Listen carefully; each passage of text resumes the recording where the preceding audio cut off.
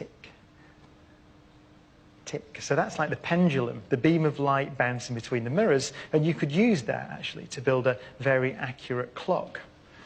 Then Einstein imagined what that clock would look like if it were moving relative to us. So what I'm going to have happen is Jim is going to be moved along the stage, keep moving the clock, and then we can dim the lights and we can see what that looks like from our perspective.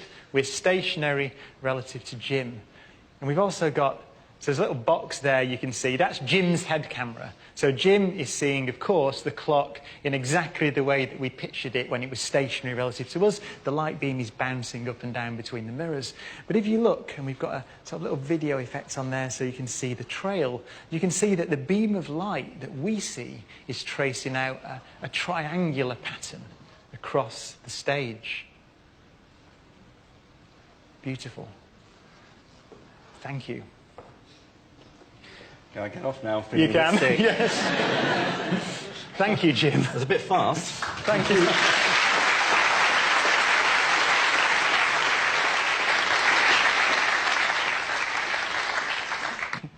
What a great use of that wonderful intellect. But it was beautifully demonstrated. What we saw there was, if I sketch it out again from our perspective now, from the audience's perspective, is that here are all those mirrors.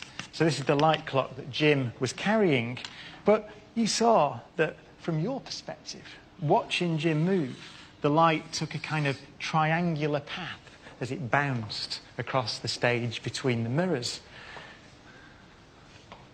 Here is what Einstein's postulate, if you like, Einstein's suggestion that the speed of light is constant for all observers, implies. See, this path is obviously longer than this path.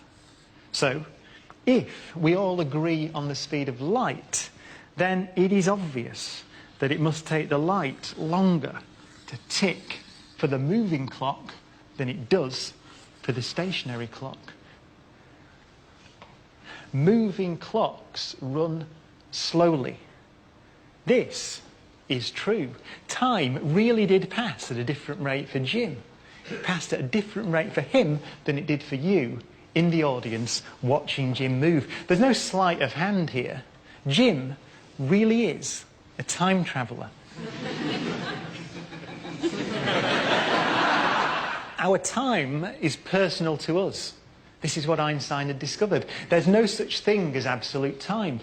Now, why don't we notice this in everyday life? Is because the amount by which time slowed down for Jim was minuscule, because the speed he was travelling was so small compared to the speed of light.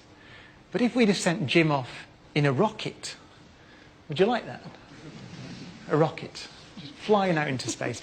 Let's say that we catapulted Jim off at 99.94% the speed of light for 5 years, according to his watch. Then we tell Jim to turn around and come back. It takes another 5 years to get back to the Earth. So for him, the journey would take 10 years. But for us, with our watches ticking faster than Jim's, 29 years would have passed.